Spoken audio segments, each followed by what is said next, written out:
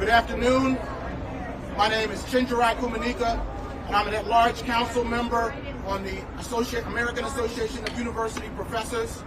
I want to welcome everybody to this press conference. It's a little chilly out here, but I'm feeling energized. We're here today in front of the Columbia University Irving Medical Center, one of the leading medical institutions in this country. Because what's under threat isn't just academic freedom. It's life-saving research. It's climate research. It's public health research. It's our collective future. Yesterday, the American Association of University Professors and the American Federation of Teachers filed a lawsuit to stop a dangerous and unlawful campaign by the Trump administration to defund higher education and intimidate us.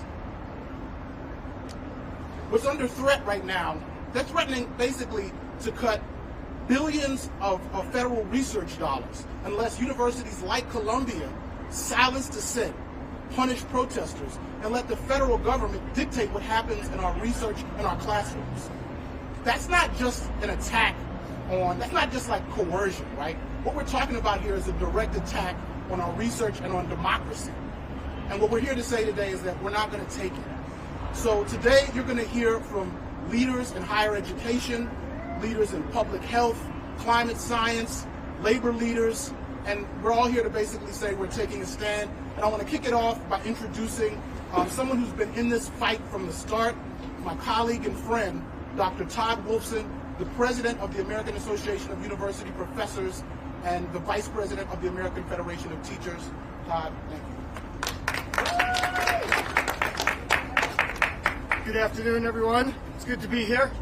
On this cold day, I was hoping it was going to be a little warmer. I'm president of the American Association of University Professors and a national vice president of the American Federation of Teachers and faculty at Rutgers University.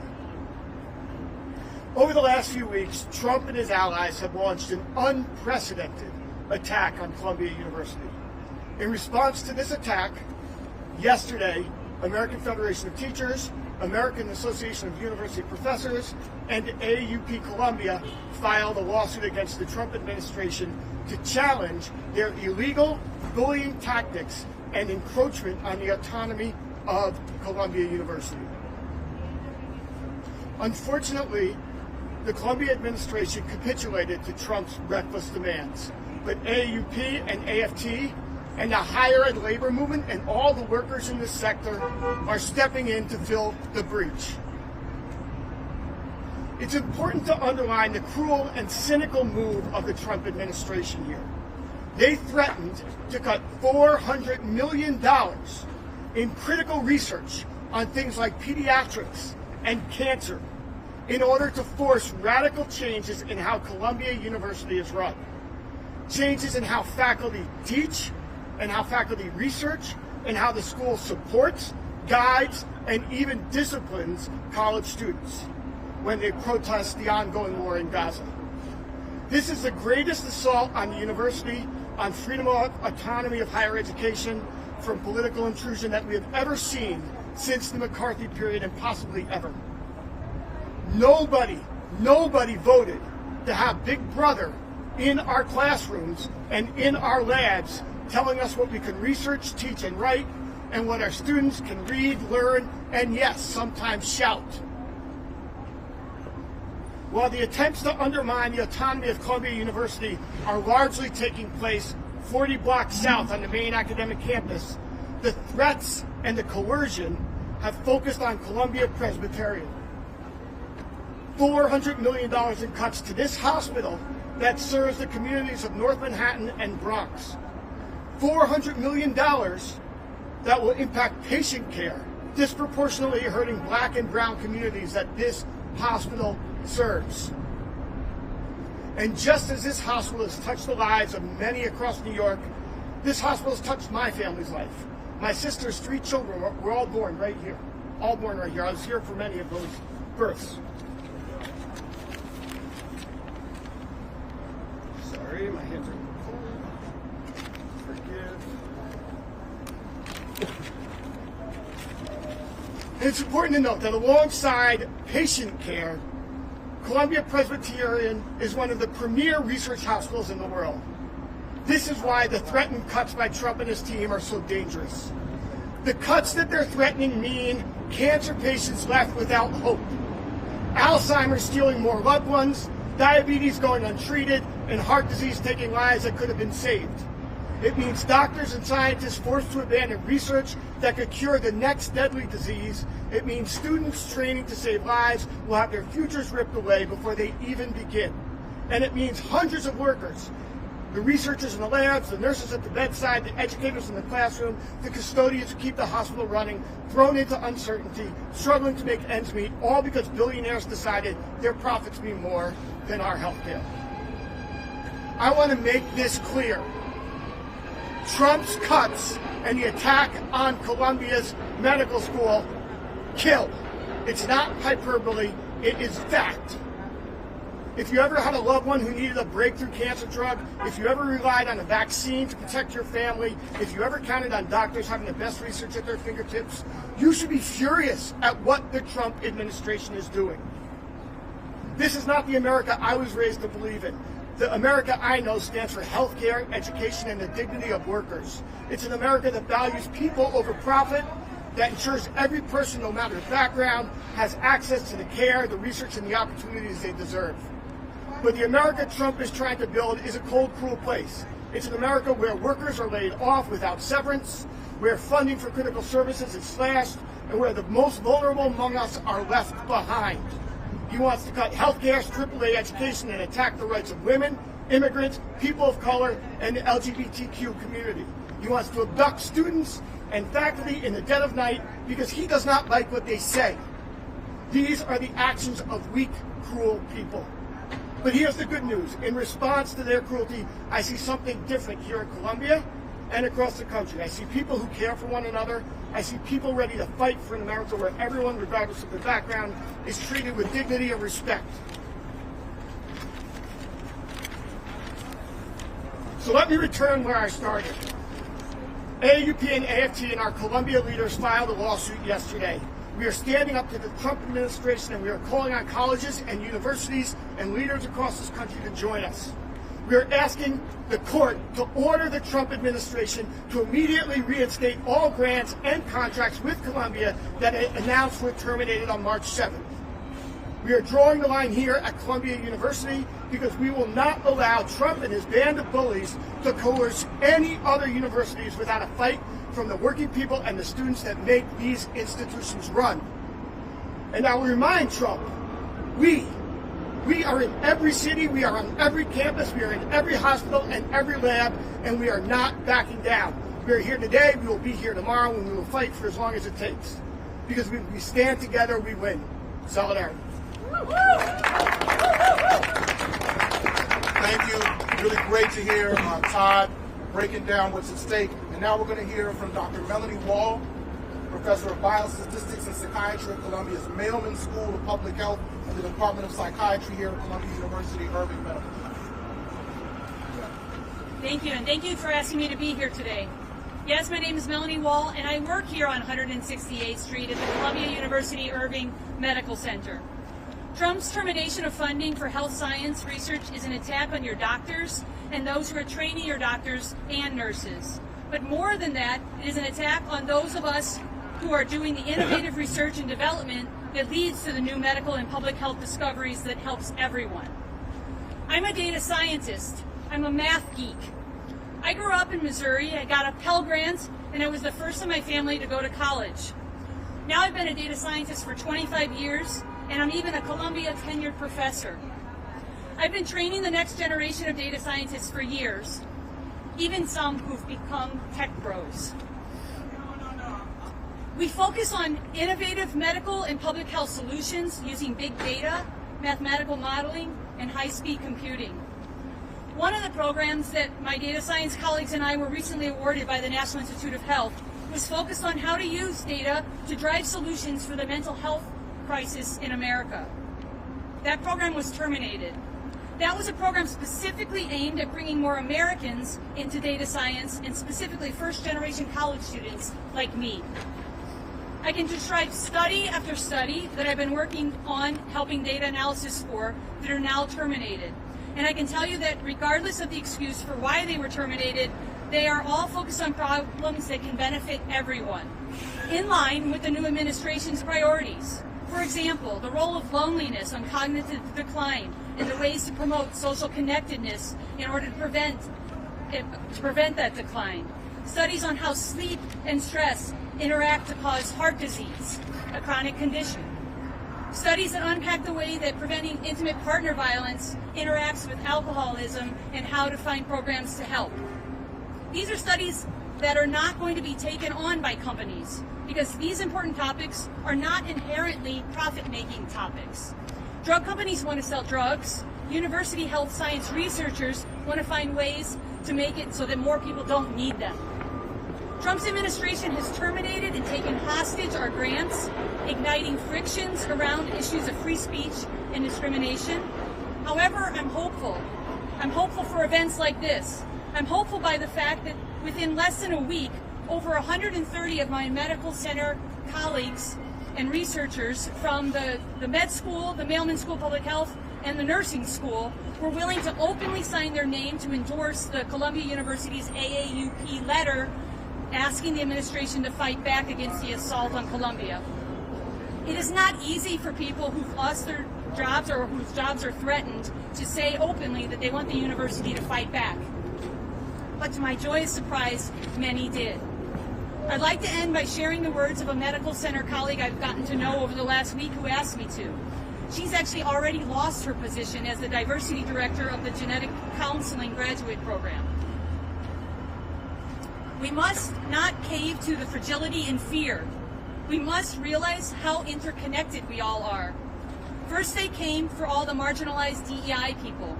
Then they came for the pro-Palestinian protesters. And now they're coming for the scientists. Who will they come for next?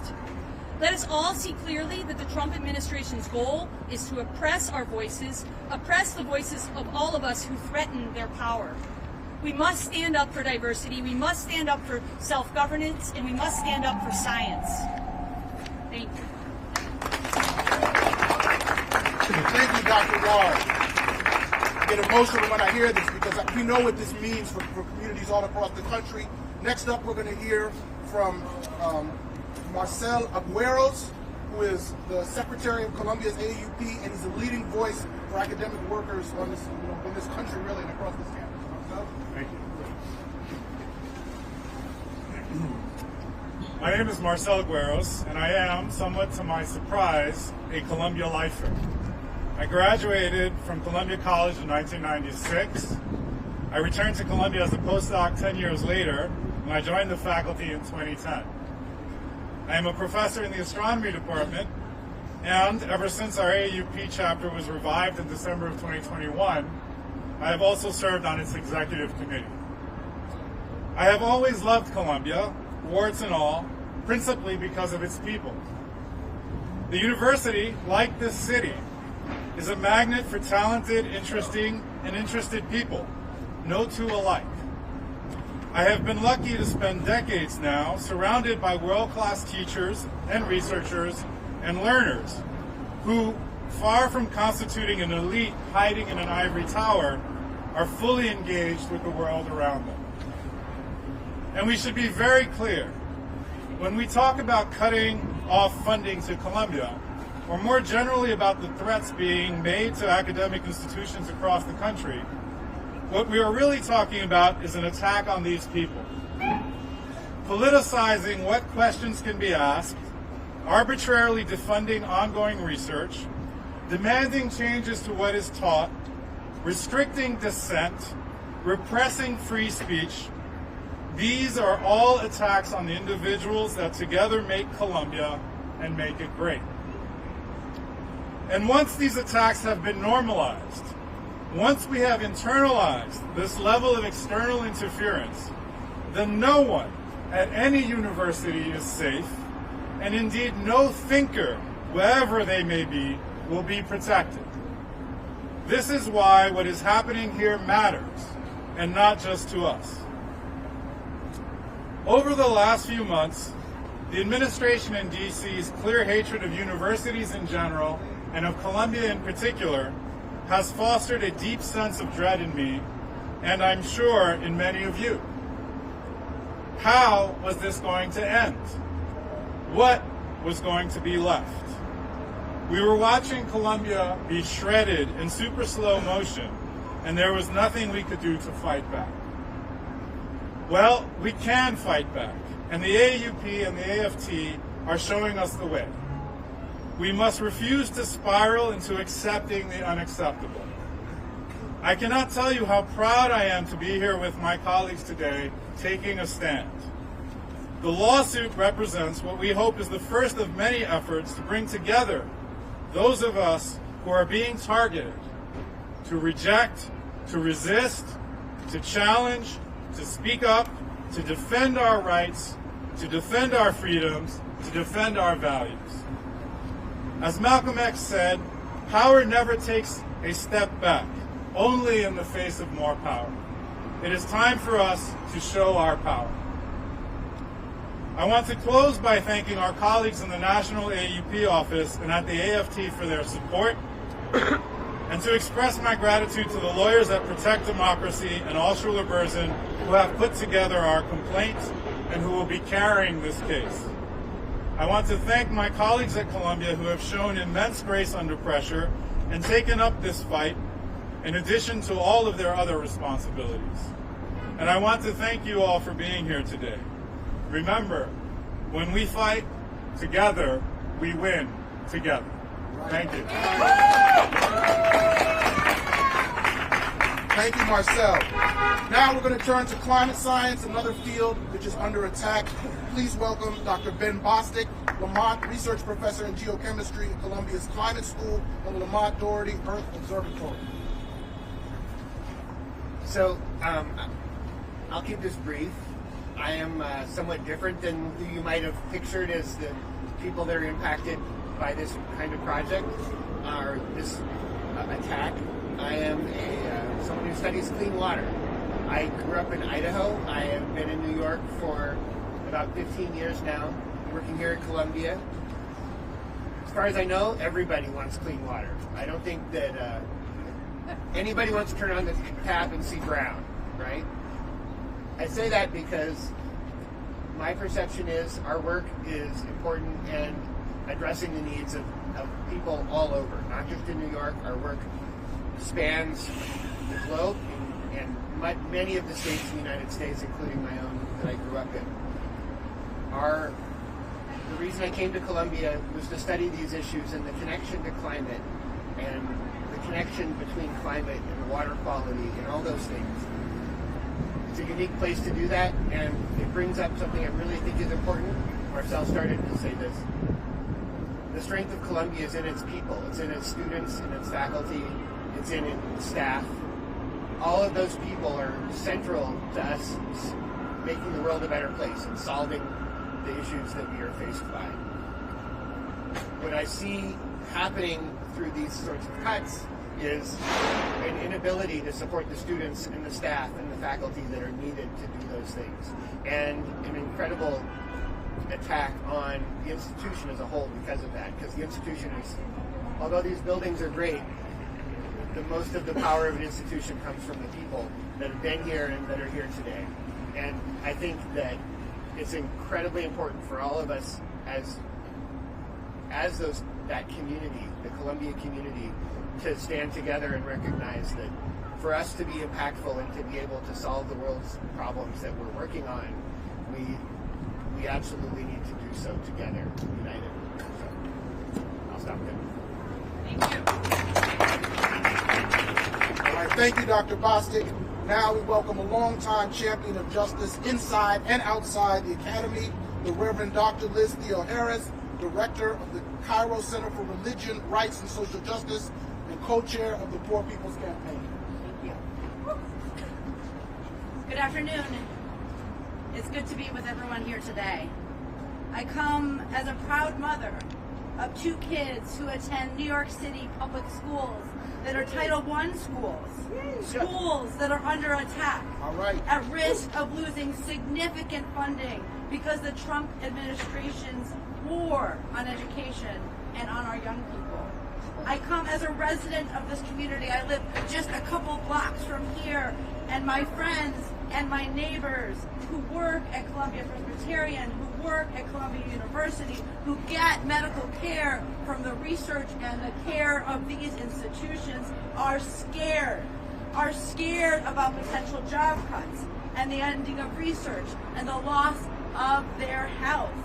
I come as an anti-poverty organizer who sees the impacts of attacks on our schools and on our universities, on our medical centers, and on our labor unions and students and elders and all of those that are vulnerable to Trump's policies right now, including the withholding of millions of dollars that fund the very things that our communities need the most: education and healthcare and good jobs. I come as a professor at Union Theological Seminary, a neighboring institution of higher learning, and I see that our learning and our development of research in my students matter. But mostly I come today as a pastor and as a biblical scholar and someone who reads and loves a Bible that is clear that what we're supposed to do to deal with bullies and unjust rulers is not to give in to those with hardened hearts or those who stay up late in their beds plotting how to make people hurt because it's in their power to do so. Rather, I read 2,000 passages in the Bible that speak about protecting the vulnerable, educating the people, stewarding God's creation, bringing judgment down on those with wealth and power who make people suffer. And I read about proclaiming good news, not the bad news of budget cuts and job layoffs and attacks on science and medicine and the death of democracy and freedom of speech, but good news, like good jobs and strong unions and the right to learn and to thrive.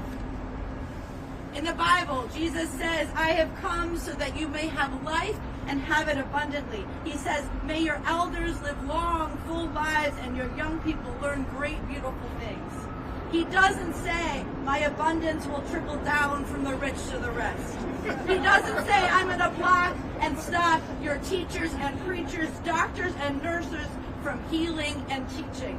And he never once suggests charging lepers a copay or saying, stop protecting and vaccinating our kids from deadly diseases, or to cut people from doing medical research, especially as society faces measles and bird flu and climate disaster and health crisis. The Bible contains story after story of unjust rulers, of bullies being brought down from their thrones by the power and the persistence of the people who insist on love and life and inclusion and justice. And so thank you to the AAUP, thank you to AFT for coming here, for having the courage to not back away from bullies, to not agree with attacks on education, but to stand up for freedom of speech, freedom to learn, freedom to assemble, and freedom for our communities to thrive. As we say in the Poor People's Campaign, forward together and not one step back. Yes. Inspiring and clarifying word from Dr. Liz Theoharris. And to close our speakers, we welcome a national labor leader. We got to start getting it up now, y'all. Come on. A steadfast defender of education and democracy, Randi Weingarten, President of the American Federation of Teachers. So, I live a few blocks north in Inwood, and I've lived there for years. I taught in Brooklyn, Clara Barton High School for the health professions, and I am still on unpaid leave from my position as a high school social studies teacher. My mother got a few more years of her life because of the amazing staff in this hospital, in this medical center, as she was fighting cancer. I am a New Yorker and have always watched with great amazement and a little envy about Columbia I was a Cornellian. What can I tell you? About Columbia and about what Columbia has meant in this country and in this state and in this city. The research on climate, the research on loneliness, the research on cancer, the innovation, the ingenuity. That is who and what our system of universities are in the United States of America. Indeed, the private sector and the government, the federal government, because they could never replace the ingenuity, the experience, the expertise, the imagination, the knowledge that universities across America have. They had a relationship with them that said, we are going to help fuel your research. We are going to help pay for your research, because the private sector was too interested in profits than in research. That the government and these researchers and others stepped in to do generation after generation work that is the envy, or was the envy, of the world. And then the last 60 to 70 days, the Trump administration has taken a hatchet to all of that, to American ingenuity, to American imagination, to American innovation. And so here you have the professors, the school teachers, the faith leaders, all standing up in that breach, in that stead, to say, no, that is not the America we know. The America that we know has a muscle that believes in knowledge, that believes in freedom. That's the America we know.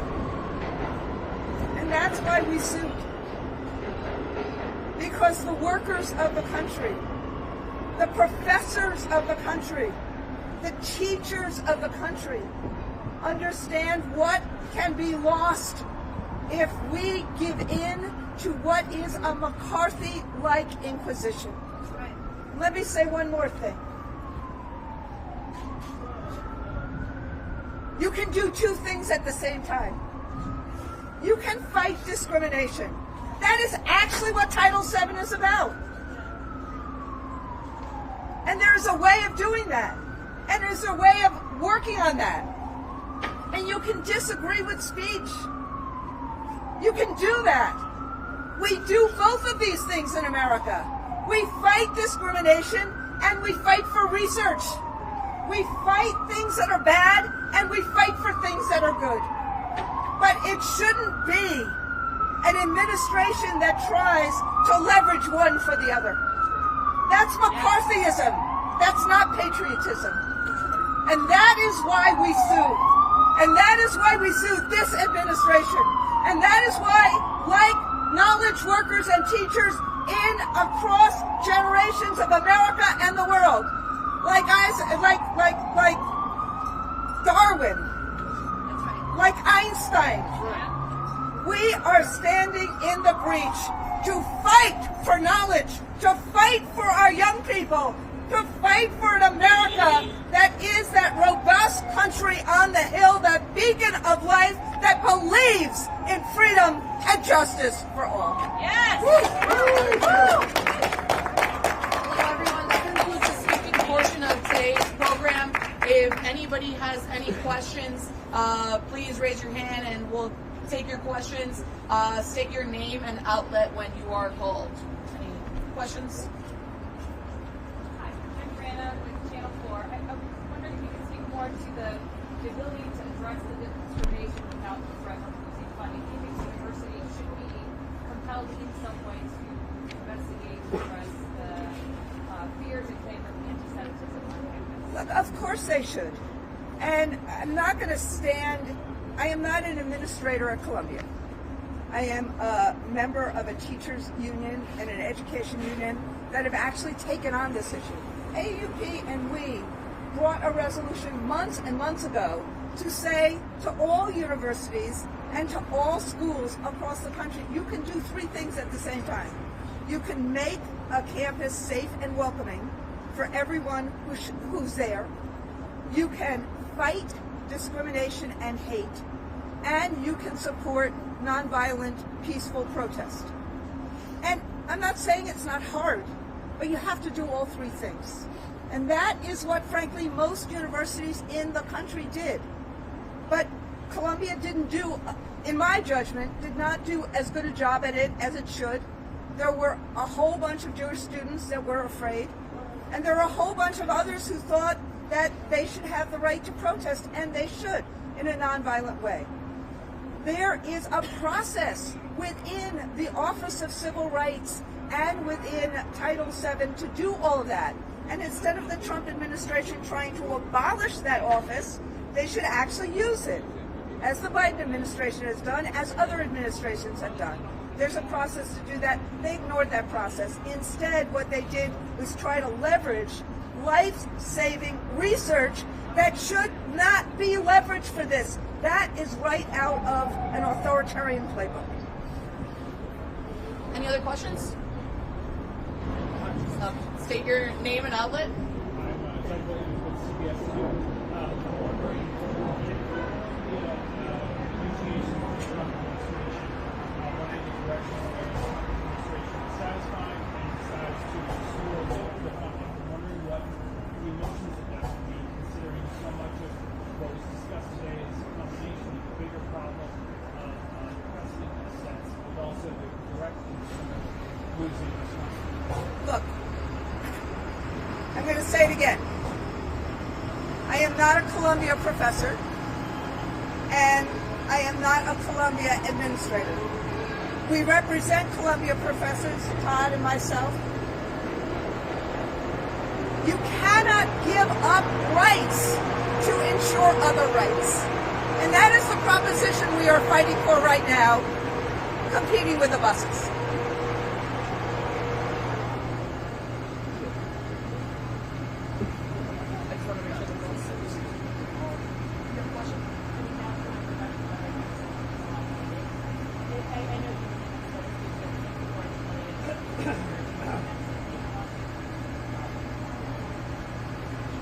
Sorry, I can't.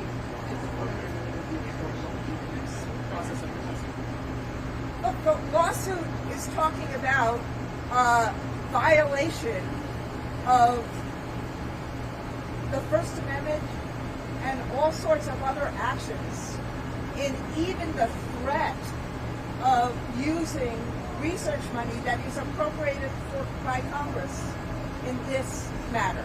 So in this instance, actually process does matter. Due process matters, process does matter. And we're suing, and we will continue a lawsuit regardless of whether the money is restored. I'll just add one quick thing here, which is we don't expect this to stop at Columbia, right? And so we're setting a line here because we already see that they're threatening $175 million for the University of Pennsylvania. They've made threats to Maine, and there are 60 universities on a list that we expect that they're going to try the same sort of coercion. And so this will not stop when they restore $400 million, because Columbia already agreed to things that no university should agree to with the federal government. They should never agree to put a regional studies program in receivership. The federal government has no right to tell Columbia how to run its academic programs, its scholarship, its research, its teaching, because the people in the administration don't understand those things. The administration and the faculty at Columbia understand. So we will not step back, whether the $400 million comes or not, because we know they're going to go to bully Penn, and then they're going to come and bully Rutgers, and they're going to bully other universities, and we're not going to let them. So we're going to stay strong here. Name and outlet. Norley Collection here. Kind of piggybacking off that, I wanted to know if you've had any productive conversations with Columbia administration since the lawsuit was filed with Katrina Armstrong. Where do things stand? Because a lot of this is about, wanting the administration to fight. So just wanted to know what's the latest. I defer to my Columbia colleagues because we have had, I can say the AAUP and AFT have had a conversation with the administration, but there's not much, I can't really characterize it at this point. And we haven't over the last week. But I think some of my Columbia colleagues have, and maybe... This is about why Columbia So the question is, has there been any productive dialogue with the administration about the situation? Sure. Yes. Yes. Yes. Columbia faculty are saying quite clearly, yes, there's been productive dialogue between faculty and the administration. Is that it? Thank you And very any much. other questions? Thank you. Thank you. Thank you.